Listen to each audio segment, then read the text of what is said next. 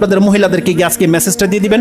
মুসলিমে রয়েছে, রাসূল সাল্লাল্লাহু আলাইহি ওয়াসাল্লাম বলেছেন প্রত্যেকটা প্লেট, প্রত্যেকটা গ্লাস, প্রত্যেকটা পাত্র যা আপনি ব্যবহার করেন, হাত্তা চামচ যেটা যা কিছু আছে যেটা আপনি ব্যবহার করেন, লবণের বাটি পর্যন্ত, সেটাকে উপর করে রাখবেন। খালিটা হলে উপর করে রাখবেন, আর না হয় যদি কিছু থেকে থাকে সেটাকে ঢেকে রাখতে হবে। রাসূলুল্লাহ বলছেন একটা কাঠির টুকরোও যদি হয় আপনাকে ওটা উপরে দিয়ে রাখতে হবে। কেন?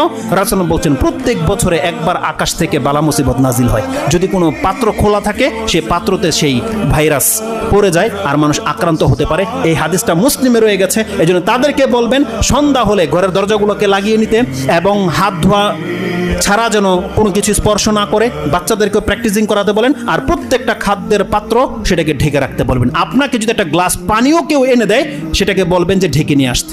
এটা রাসূল সাল্লামের সুন্নাহ এবং বলেছে এ থেকে আপনি ইফেক্টেড থেকে বেঁচে যেতে পারবেন। রাসূল সাল্লাম বলছেন তুমি যখন ওযু করবে তুমি বেশি করে পানি টেনে খুব জোরে নাক ঝাড়ো।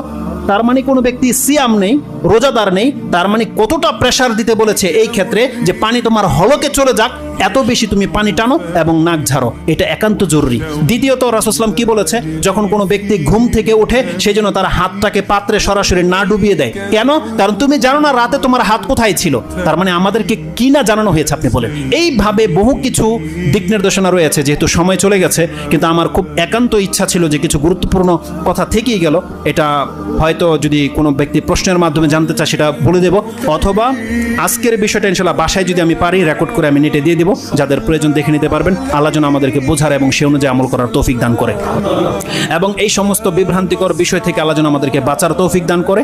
আমাদেরকে যেন আল্লাহ সুবহানাহু ওয়া তাআলা দ্রুত তওবা করে তার মুখে হওয়ার তৌফিক দান করে এবং যেই কোনো মুসিবত আমাদের জীবনে আসুক না কেন আল্লাহ যেন আমাদের জন্য তাতে কল্যাণী রাখে। আমাদেরকে যেন আল্লাহ কাফেরদের মতো বিচার না করে, আমাদেরকে যেন আল্লাহ সুবহানাহু ওয়া তাআলা পাপ মুক্ত করে এবং আমাদেরকে যেন পরকালমুখী হওয়ার তৌফিক দান করে।